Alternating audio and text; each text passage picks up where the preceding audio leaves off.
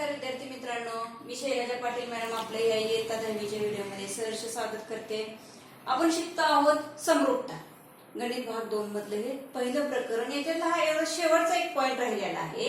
याच्यातलं हे प्रमेय आपण अभ्यासणार आहोत। आपण याच्या अगदी मागच्या व्हिडिओमध्ये किंवा त्याच्या आधीच्या व्हिडिओमध्ये काय बघितलं की दोन त्रिकोणाच्या क्षेत्रफळाचं गुणोत्तर म्हणजे काय असतं, त्याची पाया गुणिले उंचीचं गुणोत्तर असतं। पाया सारखा असेल तर फक्त उंचीचं गुणोत्तर लिहिलं आपण, उंची सारखी असेल तर फक्त पायाचं गुणोत्तर लिहिलं। मागच्या भागात आपण समरूपतेच्या कसोट्या बघितल्या। समरूपता म्हणजे काय, या भागात आपण असं बघणार आहे की जर दिलेले दोन त्रिकोण त्याचं गुणोत्तर आपण लिहिले, पण जर दिलेले दोन त्रिकोण जर समरूप असतील तर काय, तर त्याच्या क्षेत्रफळाचं गुणोत्तर कसं असणार आहे।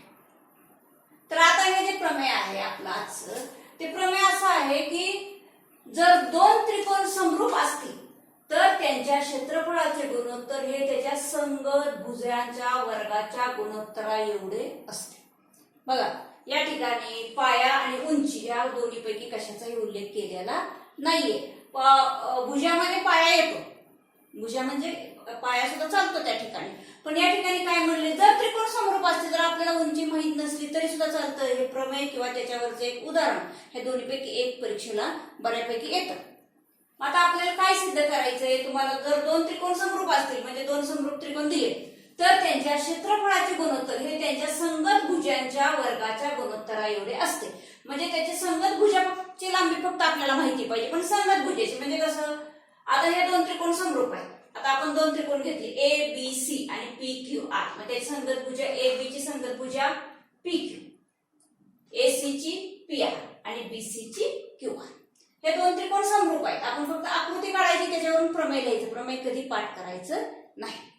आता एबीसी हा त्रिकोण, ती आकृती काढून घेतली की एक गोष्ट लक्षात आली, व्यवस्थित लक्षात ठेवायची, दोन त्रिकोण समरूप आहेत याचा अर्थ त्याचा प्रत्येक कोण संगत कोणाशी कसा असला पाहिजे, एकरूप असला पाहिजे। त्या खुणा करून घेतल्यात बघा, हा बी कोण एकरूप क्यूशी, सी कोण आरशी आणि ए कोण हा पीशी एकरूप असला पाहिजे, आणि बाजू कशा असल्या पाहिजेत, प्रमाणात असल्या पाहिजे। आणखी एक रचना काय करून घेतली आपण की ए मधून काय करून घेतलाय, लंब टाकून घेतलाय, पी मधून हा लंब टाकला, या लंबामुळे इथे 90 डिग्रीचा कोन तयार झालाय आणि या ठिकाणी काय झाले, दोन त्रिकोण तयार झाले। आणि हे दोन त्रिकोण म्हणजे मूळचा एक त्रिकोण आणि हे दोन त्रिकोण म्हणजे एकूण इथं तीन त्रिकोण आणि त्या ठिकाणी तीन त्रिकोण। आपल्याला जो हवा तो त्रिकोण आपण इथे प्रमेयामध्ये वापरू शकतो। आता पक्ष, ह्याच्यावरून पक्ष लिहायचा, ह्या दिलेल्या गोष्टी लिहायच्या फक्त।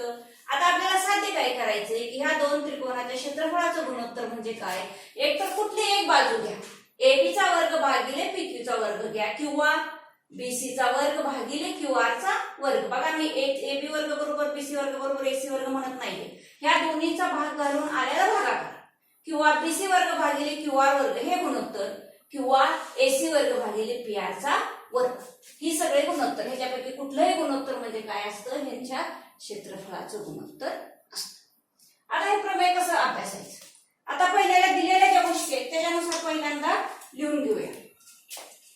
काय दिले आपल्याला, दोन त्रिकोण समरूप आहेत म्हणजे याच्या आधी आपण शिकलो त्याप्रमाणे एरिया ऑफ त्रिकोण ए बी सी भागिले एरिया ऑफ त्रिकोण पी क्यू आर बरोबर दोन त्रिकोणाच्या क्षेत्रफळाचं गुणोत्तर बरोबर काय येणार, आपल्या ह्याच्याप्रमाणे पाया गुणिले उंची। आता याचा बीसी गुणिले ए भागिले याचा पाया काय येणार, क्यूआर गुणिले पीएस। हे तुम्ही वेगवेगळं करून लिहिलं तरी सुद्धा चालतं, म्हणजे अशा पद्धतीने लिहिलं तरी चालतंय, बीसी भागिले क्यू आर गुणिले एडी भागिले पीएस। ठीक आहे, आता याला काय करूया, याला एक नंबर हे दिलेलं आहे, त्याच्यावरून आपण काय केलं, फक्त ह्याच्या क्षेत्रफळाचं गुणोत्तर लिहून घेतलं, पाया गुणिले उंची एवढंच लिहून घेतलं, त्याला काय नाव दिलं आपण, एक नाव दिलं। आता जे तयार झालेले दोन त्रिकोण आहेत, हा एक त्रिकोण, हे दोन त्रिकोण घ्या किंवा हे दोन त्रिकोण घ्या, कुठली एक जोडी घेतली तरी सुद्धा चालते, ती पण आपल्याला समरूपता पाहिजे। मग आता मी समजा हे त्रिकोण घेतले, त्रिकोण ए बी डी, हे बघितल्याबरोबर लक्षात यायला पाहिजे कसला त्रिकोण आहे हा, उंची लंब म्हणलं की डोक्यात आलं पाहिजे 100% काटकोन त्रिकोण दोन तयार झाले. काटकोन त्रिकोण म्हणजे त्याचे कोण कसे झाले 90 डिग्री, म्हणजे ते दोन कोण एकरूप झाले एबीडी. आणि दुसरं त्रिकोण PQS मध्ये. हे दोन त्रिकोण समरूप आहेत का? आहेत. दोन्ही त्रिकोण समरूप आहेत. कशावरून समरूप आहेत? कोको कसोटीनुसार समरूप आहेत. काल बघितले आपण कोको कसोटी. म्हणजे आता बघा कोण बी कोण क्यूशी एकरूप आहे आणि कोण डी हा ADB कशाची एकरूप आहे PSQ. म्हणून हे दोन त्रिकोण कोको कसोटीनुसार समरूप आहे. तुम्ही त्याच्याऐवजी हे दोन त्रिकोण घेतले तरी सुद्धा चालतंय. मग आता याच्यामध्ये इथं काय देणार तुम्ही बघा. कोण थोडक्यात लिहून देते मी. कोण बी एकरूप कोण Q व कोण. आता इथं नुसतं डी लिहून चालणार नाही, पूर्ण कोण घ्यायला पाहिजे. नुसतं डी म्हटलं इकडचे इकडचं लक्षात येत नाही, म्हणजे मग ADB. कोण ADB एकरूप कोण PSQ.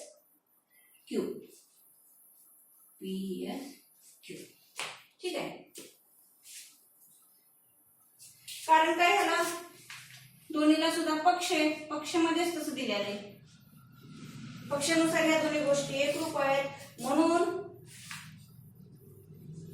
त्रिकोण हेच परत लिहायचं ABD समरूप त्रिकोण PQS.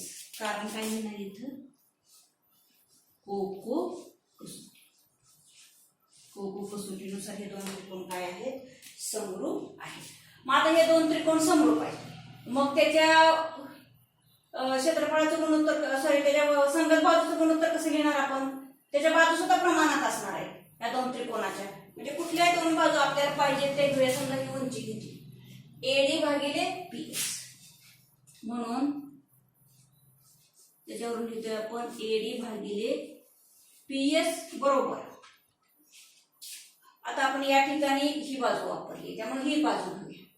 ही बाजू घेतली तरी चालते, काय प्रॉब्लेम नाही. त्यामुळे ही पूर्ण बाजू येते म्हणजे AB भागिले PQ बरोबर AB भागिले PQ. मग या ठिकाणी AD भागिले PS याची ही एक किंमत मिळाली आपल्याला. AD भागिले PQ ही एक किंमत मिळाली. याला नाव देते 2. ठीक आहे. पहिल्यांदा जे सिद्ध केलं AD भागिले PS हे गुणोत्तर AB भागिले PQ एवढंच आहे. हे दुसऱ्या स्टेप्सला आपण काय केलेलं सिद्ध केलेलं आहे. आता मूळचा मुद्दा काय आहे? दोन्ही त्रिकोण समरूप आहेत ABC आणि PQR.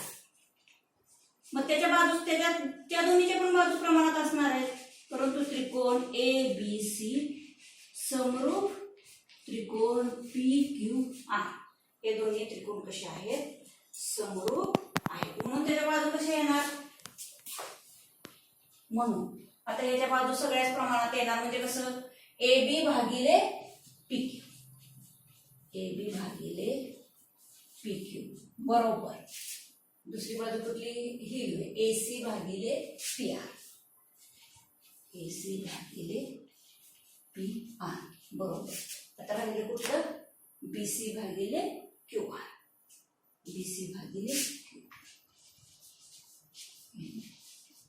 ह्याला नाव देऊया 3 नाव. ह्याला काय नाव दिलं 3 नाव. आता 1, 2 आणि 3 तिन्हीचे निरीक्षण करा. 1, 2 आणि 3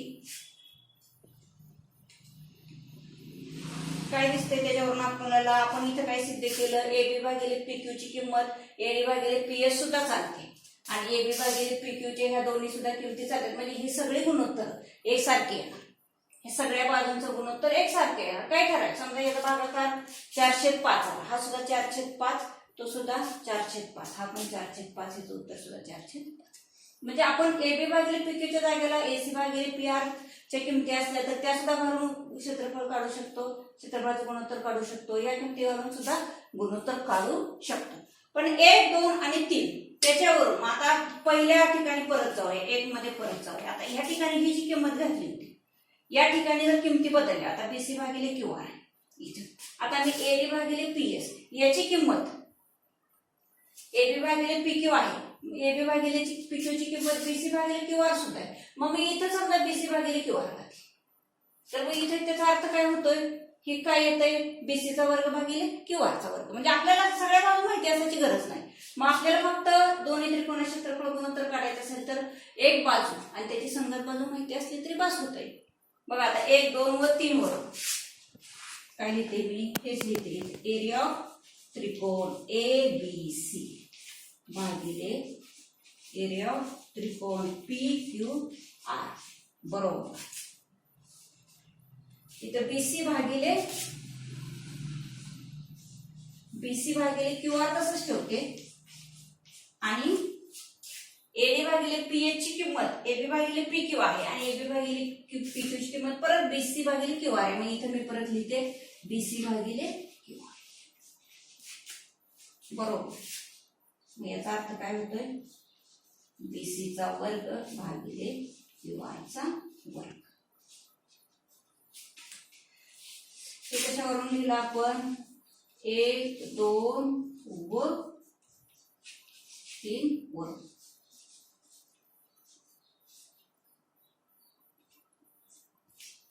एक, 2 व 3 वरून लिहिलं. काय सिद्ध केलं आपण, दोन त्रिकोण समरूप असतील तर त्याच्या क्षेत्रफळाचं गुणोत्तर म्हणजे कुठली एक बाजू घेतली तर त्या बाजूचा वर्ग भागिले त्याच्या संगत बाजूचा वर्ग, दोन्हीच्या वर्गाचा भागाकार करून आलेलं गुणोत्तर. आता इथं पुढे आपल्याला असं पण लिहिता येईल, बघा आता इथे पूर्ण ओळ लिहिते, एरिया ऑफ त्रिकोण ABC सोपी सिद्धत आहे, BC थोडंसं लक्षात ठेवलं की भागिले एरिया ऑफ त्रिकोण PQR बरोबर. आता या ठिकाणी बघा BC भागिले QR, आता BC आणि QR हे गुणोत्तर AC आणि PR एवढंच आहे. म्हणजे मी BC वर्ग भागिले QR चा वर्ग लिहिलेला आहे, BC चा वर्ग भागिले QR चा वर्ग. त्याच्याऐवजी मी AC चा वर्ग भागिले PR, कारण त्या दोन्हीच्या किमती सुद्धा कशा आहेत, सारख्याच आहेत. त्याचप्रमाणे AB भागिले PR चा वर्ग सुद्धा लिहू शकते बरोबर. AB भागिले AB चा वर्ग भागिले PQ चा,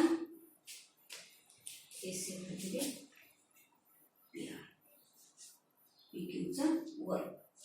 बघा परत एकदा सांगते, BC भागिले QR हे गुणोत्तर आणि AC भागिले PR हे गुणोत्तर, तसेच AB भागिले QR हे तिन्ही गुणोत्तर सारखे आहेत. म्हणजे मी याचं क्षेत्रफळ काढताना BC भागिले QR चा वर्गाचं गुणोत्तर सुद्धा घेऊ शकते किंवा AC वर्ग भागिले PR वर्ग हे गुणोत्तर सुद्धा घेऊ शकते किंवा AB चा वर्ग भागिले PQ चा वर्ग हे सुद्धा गुणोत्तर घेऊ शकते. हे कुठलेही तिन्हीपैकी कोणतंही गुणोत्तर मी वापरू शकते आणि आपल्याला काय करायचं होतं, हे सिद्ध करायचं होतं.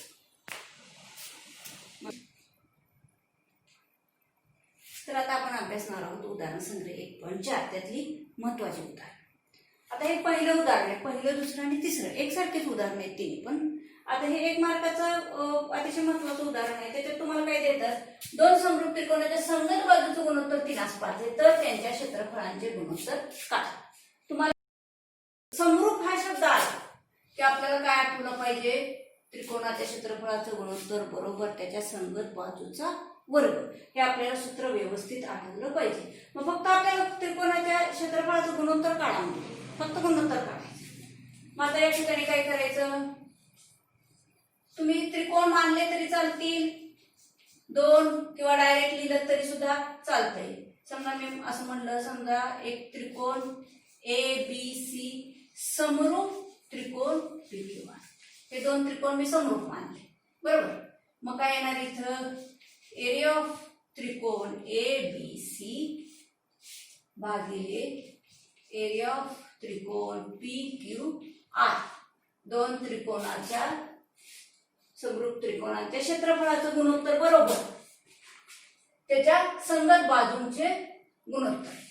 मग बरोबर काय येणार, त्याच्या बाजूचं गुणोत्तर काय दिलंय त्यांनी, 3/5. पण आपलं सूत्र काय असतं, संगत बाजूच्या गुणोत्तराचा वर्ग असतो.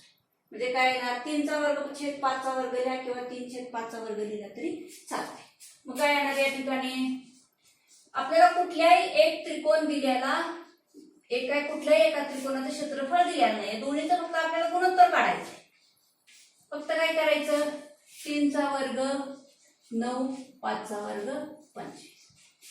फक्त त्याच्या संगत बाजूंचा वर्ग, त्या दोन त्रिकोणाच्या क्षेत्रफळाचं, समरूप त्रिकोणाच्या क्षेत्रफळाचं गुणोत्तर म्हणजे त्यांच्या संगत बाजूच्या गुणोत्तराचा वर्ग करायचा. 3/5चा वर्ग म्हणजे 9/25. ठीक आहे, ते झालं एक मार्गाचं उदाहरण. आता दुसरं आणि तिसरं उदाहरण असंच आहे, ते त्याच्या खाली तुम्ही सोडवायचं. त्याच्यानंतर हे चौथं उदाहरण.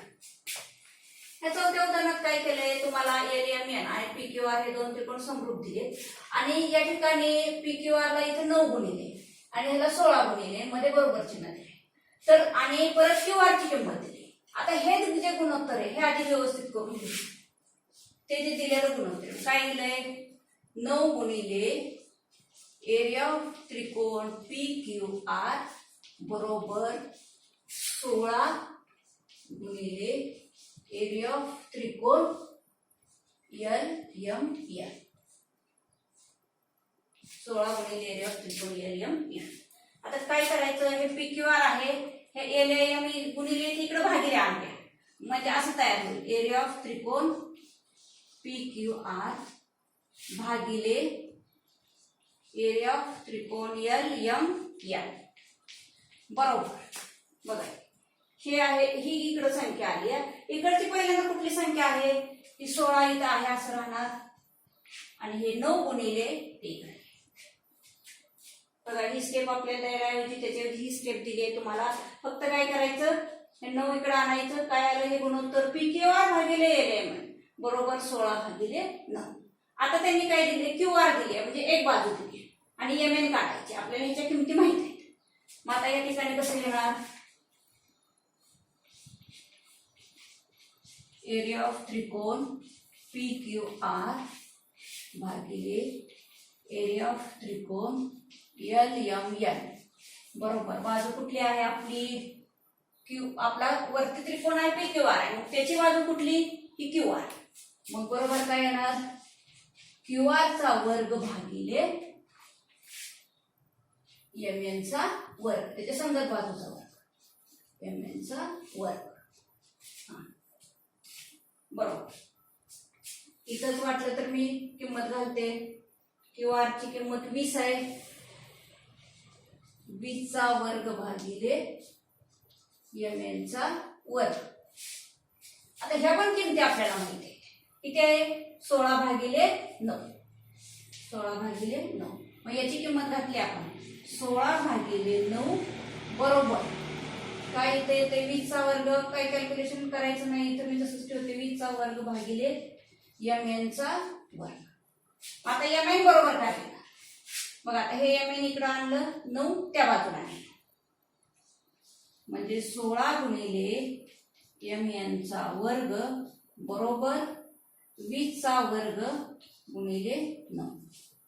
ठीक आहे, मग MN चा वर्ग, MN चा वर्ग बरोबर 20चा वर्ग गुणिले 9 भागिले 16. इकडे काय म्हणा भागिले.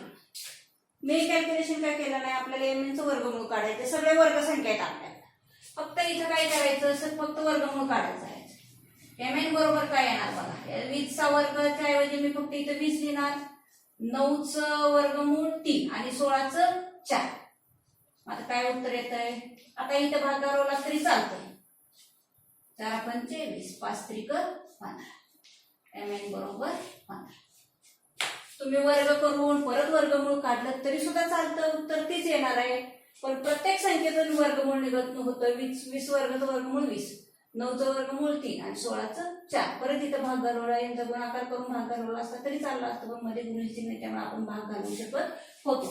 बघा पहिल्यांदा फक्त हे पक्षांतर करून घेतलं आणि या ठिकाणी फक्त काय केल्यात, हे सूत्र लिहिलं, इथं हे किमती घातल्यात. परत ह्याची किंमत आहे 16/9 ती घातली. पलीकडचे 20 भागिले MN चा वर्ग, MN भागिले इकडे आल्या गुणित झालं, परत 9 तिकडे नेलं आणि हे काय केलेलं आहे पुढं सोडवलेलं आहे. हे होतं 3 मार्काचं उदाहरण. आता हे उदाहरण बघा, 5वं उदाहरण. दोन समरूप त्रिकोणांची क्षेत्रफळे 225 चौसेमी व 81 चौसेमी. जर लहान त्रिकोणाची एक बाजू 12 सेमी असेल तर मोठ्या त्रिकोणाची संगत बाजू काढा. सेम असं उदाहरण आहे, काही फरक नाही. एक आहे त्याच्यामुळे त्याला याच्यापेक्षा 1 मार्काचं जास्त असणार आहे हे उदाहरण. आता फक्त आपल्याला लहान आणि मोठा त्रिकोण म्हणून बरोबर. मग आता एका त्रिकोणाचं, आता मोठ्या त्रिकोणाचं क्षेत्रफळ 225, लहान त्रिकोणाचं 81 आणि लहान त्रिकोणाची बाजू 12, मोठ्या त्रिकोणाची काय करायची आपल्याला संगत बाजू काढायची आहे. आता समजा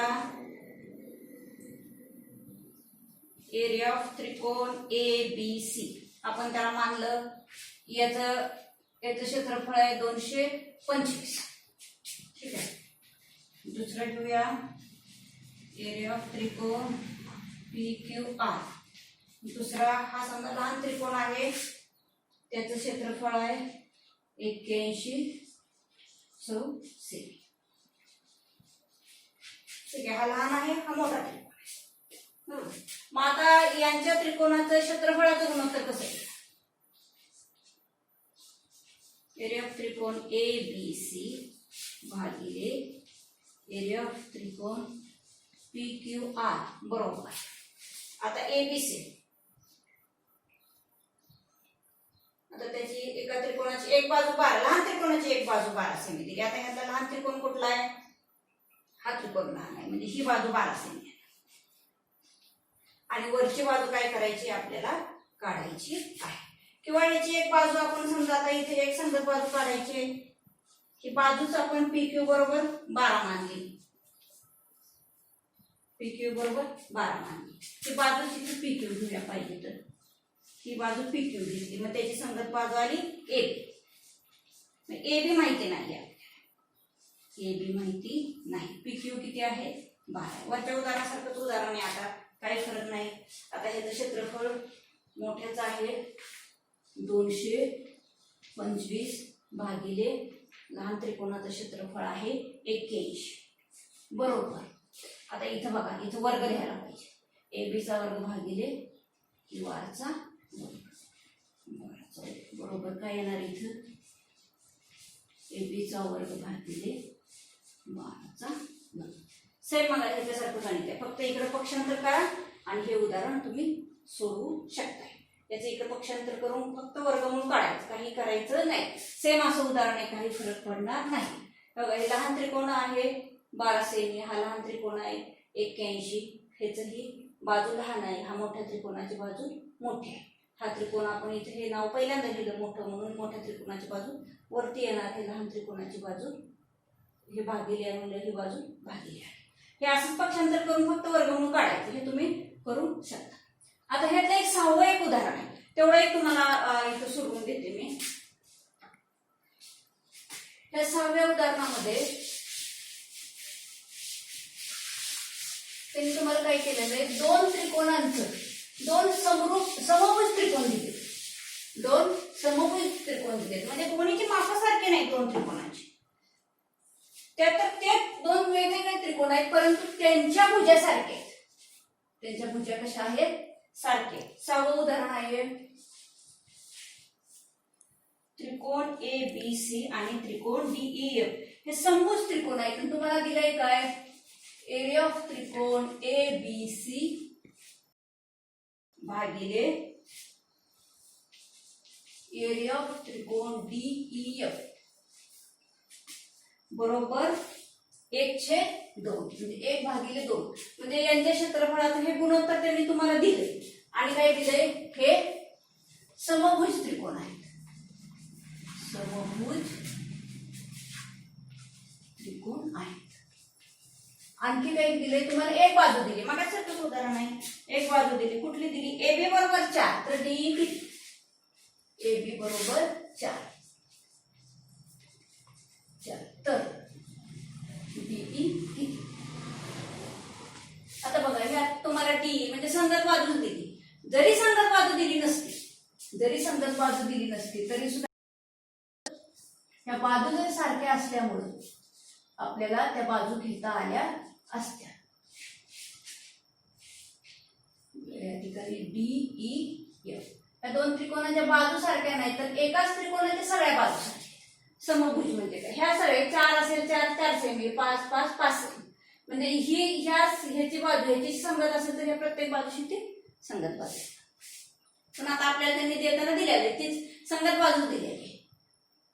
आता आपल्याला काय करायचं, हे समभुज त्रिकोण आहे तर एबी बरोबरच्या आता डीई ची लांबी काढा. डीई बरोबर किती, आता हे दिलंय आपल्याला, याची किंमत दिली. मग आता बघा एरिया ऑफ त्रिकोण ए बी सी भागिले एरिया ऑफ त्रिकोण डी ई एफ बरोबर बाजू कुठली घेतोय आपण, ही ए बी चा वर्ग भागिले डी चा वर्ग बरोबर. आता ए बी चा वर्ग काय येतोय, 4 चा वर्ग भागिले डी चा वर्ग. आता ह्याची किंमत काय आहे, 1/2 बरोबर 4 चा वर्ग. आता इथं मगासपासून वर्गच ठेवलं होतं, आता या ठिकाणी काय करूया आपण, वर्ग करूया. 16 भागिले डी चा वर्ग, इथं वर्ग करून सोडवून दाखवतो बघा. असं गुणोत्तर आपल्याला मिळालं 1/2 बरोबर 16 भागिले डी चा वर्ग. आता हे इकडं आणा, 1 आहे बघा, 1 गुणिले डीई बरोबर 16 सॉरी डीई चा वर्ग बरोबर 16 गुणिले 2.